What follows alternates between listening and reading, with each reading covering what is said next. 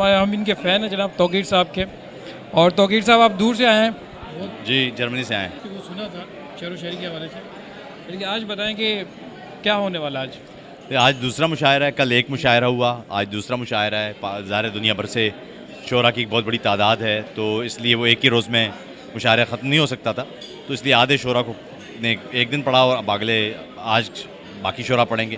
لیکن اس سے زیادہ اہم یہ ہے کہ یہاں جو دیگر سیشنز ہوئے ہیں وہ بہت اچھے ہیں, بہت معلوماتی تھے, لوگوں کو سننے کا موقع ملا ہے. مختلف علاقوں سے آئے ہوئے لوگ ہیں, اپنے اپنے تجربات کے ساتھ آئے ہیں.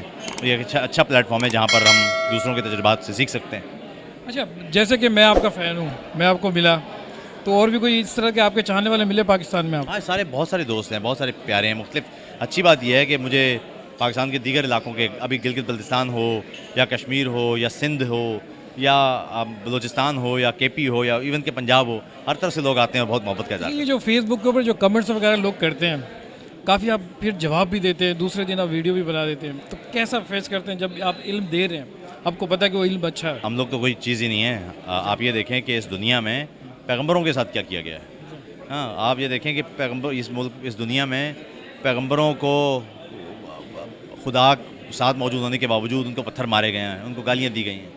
ہم تو ان کے پیروں کی خاک بھی نہیں ہیں, تو ہم تو یہ دیکھ کے حوصلہ پکڑتے ہیں کہ یار اگر اس دنیا نے پیغمبروں کو نہیں چھوڑا تو ہمیں کہاں چھوڑیں گے.